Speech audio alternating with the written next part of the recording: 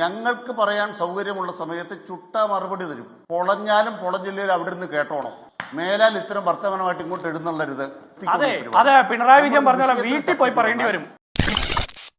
K Anilkumar മനുസ്മൃതിയുടെ manifesto എന്നും Hindu Rashtra സംസ്ഥാപനത്തിലുള്ള Kavya agenda എന്നും നിങ്ങൾ തന്നെ പറഞ്ഞൊരു പദ്ധതി ഒരു ഒപ്പിടൽ ഒസ്യത്തിലൂടെ കേരളത്തിൽ അടിത്തറയിട്ടത് നിങ്ങളാണ് എന്ന വസ്തുത ഇല്ലാതാവോ? ഇനി എന്ത് തന്നെ വിമർശനം ഉന്നയിച്ചാലും ശ്രീ കെ അനിൽകുമാർ, നിനക്കെന്തൊരു നട്ടം?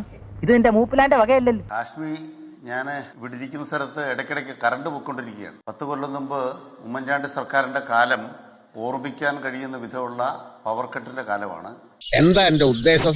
കേരളത്തിൽ പവർ കട്ടാണ്. നമ്മളുടെ ചെറുപ്പക്കാർ പിള്ളേര് അവർക്ക് വണ്ടി മോഡിഫൈ ചെയ്യാനും പറ്റിയില്ല, പന്ത് കളി കാണാനും പറ്റിയില്ല. ചെറുപ്പക്കാർ പിള്ളേരുടെ അവസ്ഥ നോക്കി മനസ്സിലാക്കി കളഞ്ഞല്ല. ആ മുഖ്യമന്ത്രി ആയിക്കഴിഞ്ഞാൽ അന്നൊരു ചിരിയുണ്ടായിരുന്നല്ലോ. ആ വണ്ടിയെല്ലാം മോഡിഫൈ ചെയ്ത് ചെറുപ്പക്കാരിങ്ങനെ പറപറാന്നിങ്ങനെ പോകുന്നത് ഒരു പോക്കായിരുന്നു. ആ കുട്ടികളൊക്കെ ചിരിച്ചോണ്ടിരിക്കുകയാണ്. അതാ നിന്റെ വിഷമം. എന്തെല്ലാം പറഞ്ഞാണ് ഇവർ ഈ തെരഞ്ഞെടുപ്പില് വോട്ട് ചോദിച്ചത്. അതിലെന്താ പറയുന്നത്? എല്ലാ KSRTC ബസ്സിലും സൗജന്യം. അതിന് VD സതീശൻ എന്താ പറഞ്ഞത്? തീർത്ഥയാത്രയ്ക്ക് പോകാം, നിങ്ങൾക്ക് എവിടെയും പോകാം. സിനിമാതൻ രമേഷ് പിഷാരടിയെ കൂടെ കൂട്ടിയാണ് പാലക്കാട് എന്ന് പറഞ്ഞത്. അത് ഓർഡിനറി ആക്കിയിട്ട് എന്ത് ന്യായ ഇവര് വർത്താനം പറയണത്? ഘോരമായ പാപമാണത്. ഈ PM ശ്രീ പദ്ധതി നടപ്പിലായിട്ട് എത്ര കൊല്ലായി ഇന്ത്യ മുഴുവൻ? ഏതായാലും പിണറായി വിജയൻ ആ ഗവൺമെന്റ് ഈ MOU എന്ന് പറയുന്ന പാപപത്രത്തിൽ ഒപ്പിട്ടു നിങ്ങൾ പറയുന്ന എപ്പോഴാ? ആ സർക്കാരിന് മുന്നോട്ട് പോകാനാവാത്ത വിധം ശ്വാസം മുട്ടിച്ചു. SSKയുടെ ഫണ്ട് കൊടുക്കാത്തതുകൊണ്ട് ശ്വാസം മുട്ടിച്ചു. എന്റെ പൊന്നണി, എനിക്ക് അറിയാൻ പാടില്ലായിട്ട് ചോദിക്കുക. നീ ഒരു ഒറ്റ ഡയലോഗ് വെച്ച് എത്ര കാലം ഫീൽഡിൽ പിടിച്ചേക്കും? പറയുമ്പോഴും PMC വിഷയത്തിലേക്ക് വന്നാൽ അങ്ങ് തന്നെ പറയുന്ന ആ പാപപത്രത്തിൽ ഒപ്പിട്ട പാപമംഗലമായ ഭൂതകാലം നിങ്ങൾക്ക് മറന്നുകൊണ്ട് സമരത്തിലേക്ക് ഇറങ്ങാൻ പറ്റി ധാർമ്മികമായ അവകാശത്തിൽ നിങ്ങൾക്ക് ഉണ്ടോ ശ്രീ കെ അനിൽകുമാർ? താങ്കൾ പറയുന്ന ഫണ്ടിന്റെ ഗതികേടാണെങ്കിൽ എന്ന് പറഞ്ഞാൽ SSK ഫണ്ട് തടയുന്ന ഗതികേടാണെങ്കിൽ അതിനെയും തടയപ്പെടും. ആ ഗതികേട് ഈ സർക്കാരിന് മേൽ ബാധകമായി നിൽക്കുന്നുണ്ട് അല്ലേ? കാശ്മീർക്ക് അല്പം പോലും ധാരണയില്ല ഈ കാര്യത്തിൽ ചർച്ച ചെയ്യാൻ വരുമ്പോൾ എന്നാണ് ഞാൻ മനസ്സിലാക്കുന്നത്. ഒന്നുകിൽ ആരെങ്കിലും നിയമം അറിയാവുന്നവരോടൊന്ന് ചോദിക്കണം, എന്താണ് MOU, എന്താണ് എഗ്രിമെന്റ് എന്ന് നിയമം അറിയാവുന്ന ആരോടൊന്ന് ചോദിച്ചിട്ട് വന്നാൽ ഇന്നിങ്ങനെ വിഡ്ഢിത്തരം പറയില്ല. എനിക്ക് ചൊറിഞ്ഞ് വരുന്നുണ്ട് കേട്ടോ. മെമ്മോറാണ്ടം ഓഫ് അണ്ടർസ്റ്റാൻഡിംഗ് എന്ന് പറഞ്ഞാൽ എന്താണ്? ഒരു ധാരണാപത്രം എന്നാണ് ഇതിന്റെ മലയാളം. ധാരണാപത്രം എന്ന് പറഞ്ഞാൽ കരാറല്ല. PM ശ്രീയിൽ കരാറുണ്ടോ? ഇല്ല. ഒപ്പിട്ടതാരാണ്? ഒരു വകുപ്പ് സെക്രട്ടറിയാണ്. അഡീഷണൽ സെക്രട്ടറി ഒപ്പിട്ടു. ഇപ്പൊ തീരുമാനം മന്ത്രിസഭയുടെയാണോ വകുപ്പ് സെക്രട്ടറിയുടെയാണോ? ചേട്ടന് ഇതിനെപ്പറ്റി വലിയ ധാരണയില്ലല്ലേ? സതീശൻ ഏത് നുണയും പറയാം. പ്രതിപക്ഷ നേതാവായിരുന്നപ്പോ നുണ പറഞ്ഞാണ് ഞങ്ങളെ തോപ്പിച്ചത്.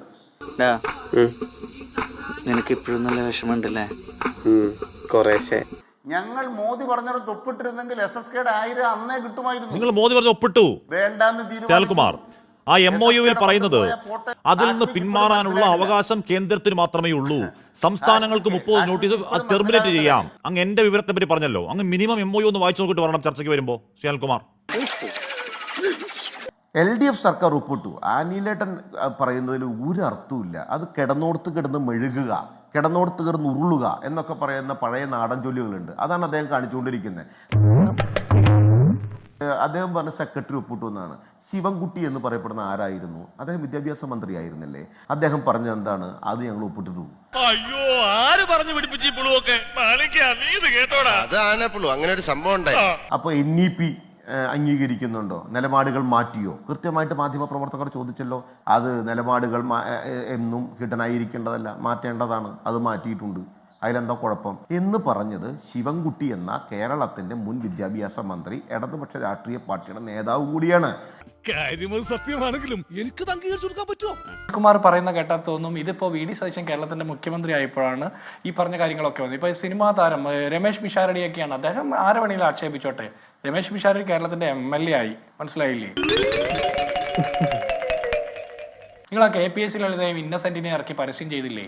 മദ്യവിമുക്തമായിട്ടുള്ള കേരളത്തെ സ്വപ്നം കാണാൻ വേണ്ടി ഘട്ടം ഘട്ടമായി മദ്യ വർജനമാണ് ഞങ്ങളുടെ ലക്ഷ്യം, മദ്യശാലകൾ അടച്ചു പൂട്ടുമെന്ന് പറഞ്ഞിട്ട് UDF സർക്കാർ പൂട്ടിയതൊക്കെ നിങ്ങൾ കൂട്ടി കൊടുത്തില്ലേ? മദ്യശാലകളുടെ എണ്ണം കൂട്ടിയില്ലേ? വെറുതെ കഴിഞ്ഞ ആഴ്ച നടന്ന കാര്യങ്ങൾ പറഞ്ഞ് എന്നെ നാറ്റിക്കരുത്. അപ്പൊ അങ്ങനെയല്ല. നിങ്ങൾ പിന്നെ ഞങ്ങൾ ഇന്ദിരാ ഗ്യാരണ്ടി നടത്തിയപ്പോൾ മുഴുവൻ ബസ്സിലും കൊടുത്തില്ല എന്നുള്ളതാണ് നിങ്ങളുടെ ആക്ഷേപം. കുറച്ച് ബസ്സിലെങ്കിലും കൊടുക്കുന്നുണ്ടല്ലോ. 10,000 ജില്ലാ KSRTCയിൽ പാവപ്പെട്ട സ്ത്രീകൾക്ക് സൗജന്യ യാത്ര കിട്ടുന്നുണ്ടല്ലോ, ഇല്ലേ? അതൊന്നും എനിക്കറിയാൻ മേല. ഇങ്ങനെ എന്തെങ്കിലുമൊക്കെ പറയുമ്പോഴേ എന്റെ മനസ്സിനൊരു സന്തോഷം ഉണ്ടാവുള്ളൂ. ഞാൻ എന്റെ സന്തോഷം നോക്കിയാ നിങ്ങൾ 2500 ക്ഷേമ പെൻഷൻ കൊടുക്കുന്നു പറഞ്ഞാൽ 5 കൊല്ലം ആകാനായിട്ട് 4 മാസം ബാക്കി നിൽക്കുമ്പോഴല്ലേ 2000 ആക്കിയത്. നിങ്ങൾ അധികാരം ഒഴിയുമ്പോൾ പോലും നിങ്ങൾക്ക് 2500 കൊടുക്കാൻ പറ്റിയോ? പറ്റിയില്ല. നിങ്ങൾ വാഗ്ദാനങ്ങൾ നടപ്പാക്കാതെ പോകുമ്പോൾ ഞങ്ങൾ ആദ്യത്തെ 30 ദിവസത്തിനിടയിൽ ഞങ്ങളെ കൊണ്ട് സാധിക്കുന്ന രീതിയിലൊക്കെ ഞങ്ങൾ ചെയ്യുന്നു. നമ്മുടെ കേരളത്തിന്റെ സാമ്പത്തിക സ്ഥിതിക്ക് അകത്ത് നിന്നുകൊണ്ട് കേരളത്തിലെ ജനങ്ങളെ വിശ്വാസത്തിലെടുത്തുകൊണ്ട് പറ്റുന്ന രീതിയിലൊക്കെ ഞങ്ങൾ മുന്നോട്ട് പോകുന്നു. നിങ്ങൾ വഞ്ചന നടത്തിയപ്പോൾ ഞങ്ങൾ ആളുകളെ കൂടുതൽ വിശ്വാസത്തിലെടുക്കാൻ നോക്കുന്നു. അയ്യോ അങ്ങനെ പറഞ്ഞൂടാ, പിന്നെ ഞാൻ എന്തിനു വന്ന? ഇനി താങ്കൾ പറയുന്നത് ശ്വാസം മുട്ടിച്ചു, കേന്ദ്ര സർക്കാർ ഫണ്ട് തരാതെ ശ്വാസം മുട്ടിച്ചത് കൊണ്ടാണ് ഞങ്ങൾ PM ശ്രീയിൽ ഒപ്പിടാൻ പോയതെന്ന്. അപ്പൊ ശ്വാസം മുട്ടിയാൽ അപ്പോ സംഘപരിവാർ വിരുദ്ധ പോരാട്ടം നിങ്ങൾ അങ്ങനെ അവസാനിപ്പിക്കൂ? ഇയാൾ ഉരുളക്കുപ്പേരി കോളേജിൽ നിന്ന് ഡിഗ്രി എടുത്ത് വന്നിരിക്കുകയാണ് ഒരു തർക്കക്കാരൻ. അവർ ഒന്നാം പ്രതിയാണെങ്കിൽ നിങ്ങൾ രണ്ടാം പ്രതിയാണ്, അല്ലെങ്കിൽ നിങ്ങൾ ഒന്നാം പ്രതിയാണെങ്കിൽ അവർ രണ്ടാം പ്രതിയാണ്. നിങ്ങൾ പ്രതിപ്പട്ടികയിലുള്ളവരാണ്. അപ്പൊ അങ്ങോട്ടും ഇങ്ങോട്ടും ആക്ഷേപിക്കാവോ അക്കാര്യത്തിൽ? ഹാഷ്മി, ഒറ്റ കാര്യം ഹാഷ്മി, ഞങ്ങളല്ല ഇന്ന്, കേരളത്തിലെ മുഴുവൻ ആളുകളും ഇന്നാണ്. ഇന്നാക്കിയത് പിണറായി വിജയന്റെ സർക്കാർ ശിവൻകുട്ടിയുടെ നേതൃത്വത്തിൽ വിദ്യാഭ്യാസ വകുപ്പ് പോയി ഒപ്പിട്ട് കൊടുത്ത് ഇന്നാക്കിയതാണ്. ഹാഷ്മി, ഞങ്ങളുടെ അഭിപ്രായത്തിൽ ഒരു മാറ്റവും ഇല്ല. PM ശ്രീ കേരളത്തിൽ അതിന്റെ മറവിൽ ഉന്നത വിദ്യാഭ്യാസ കേരളത്തിലെ വിദ്യാർത്ഥികളിലേക്ക് PM ശ്രീയുടെ മറവിൽ കേന്ദ്ര സർക്കാരിന്റെ സംഘപരിവാർ നയങ്ങൾ ഒളിച്ചു കടത്തുന്നതിന് എതിര് തന്നെയാണ്. ആ രാഷ്ട്രീയ നിലപാടിൽ ഒരു മാറ്റവും ഇല്ല. MOU അല്ലേ ഒപ്പിട്ടുള്ളൂ എന്ന് ചോദിക്കുന്നു. ഇത് പെട്ടെന്ന് തുടങ്ങിയതല്ല. 2024 മാർച്ച് മാസം 30-ാം തീയതി കേരളം കേന്ദ്രത്തിന് കത്തയച്ചിട്ടുണ്ട്. PM ശ്രീ നടപ്പാക്കാൻ തയ്യാറാണ് എന്ന് പറഞ്ഞിട്ട്. മനസ്സിലായില്ലേ? അപ്പൊ ഇത് പെട്ടെന്ന് ഏതെങ്കിലും ഒരു അഡീഷണൽ സെക്രട്ടറി പോയി ഒപ്പിട്ട് കൊടുത്തതല്ല. ഇതെല്ലാം നടത്തി വെച്ചിട്ട് അധികാരം ഒഴിയുമ്പോൾ പുതിയ സർക്കാർ വരുമ്പോൾ 30 ദിവസത്തിനുള്ളിൽ പറയാം നിങ്ങൾ ഇതൊക്കെ അറബിക്കടലിൽ എറിയാഞ്ഞത് എന്തെന്ന്.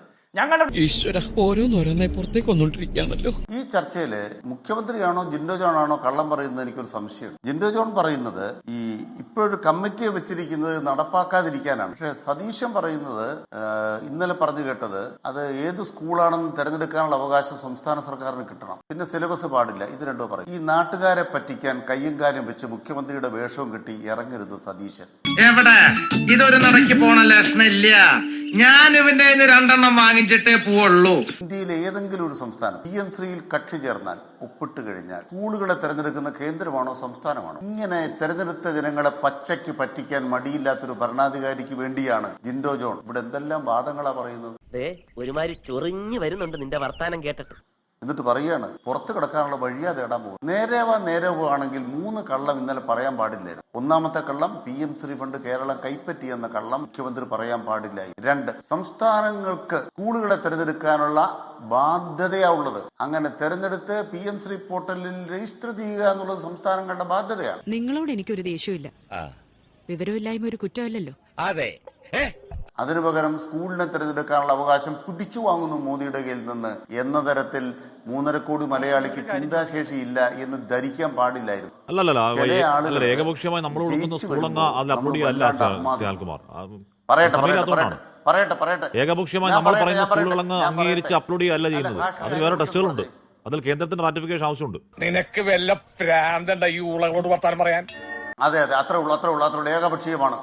ഏകപക്ഷീയമാണ്. സ്കൂളുകളെ തെരഞ്ഞെടുക്കേണ്ട ഉത്തരവാദിത്വം സംസ്ഥാന സർക്കാരുകൾക്കാണ്. അല്ലല്ല, ഇത്രയും വിവരമില്ലാത്ത ഒരു മനുഷ്യനെ എന്റെ ലോങ് ലൈഫിൽ ഞാൻ ഫസ്റ്റ് ലൈഫ് കാണാം. ഇയാളോട് സംസാരിക്കാൻ എന്നെ കിട്ടില്ല. പത്രം നമ്മൾ തെരഞ്ഞെടുത്ത് കൊടുത്താൽ കേന്ദ്രം തീരുമാനിക്കുമോ അത് വേണമെന്ന്. അതിന് വേറെ ചലഞ്ച് ടെസ്റ്റ് പോലെ സാധനമുണ്ട് വേറെ. അല്ലല്ല, അപ്പൊ പിന്നെ ആരാ തെരഞ്ഞെടുക്കുന്നത്? കേന്ദ്രവും സംസ്ഥാനവും ആരാ തെരഞ്ഞെടുക്കുന്നത്? എന്റെ വേളാങ്കണ്ണി മാതാവേ, ഇവന് കുറച്ചു ബുദ്ധി ഉണ്ടായിരുന്നെങ്കിൽ മന്ദബുദ്ധി എന്നെങ്കിലും വിളിക്കായിരുന്നു. അതും ഇല്ലാതായി. ഈ സ്കൂളുകളെ തെരഞ്ഞെടുക്കുന്ന സംസ്ഥാനമാണോ കേന്ദ്രമാണോ? കേന്ദ്രവും സംസ്ഥാനവും. അല്ലല്ല, നിങ്ങൾക്ക് തെറ്റി. ആഷ്മി, ഇതൊന്നും അറിയാതെ വിവരമില്ലാത്ത ടൈലർമാരെ കൊണ്ട് നാട് നിറഞ്ഞു. ഞാൻ പറഞ്ഞത് സത്യമല്ലടോ.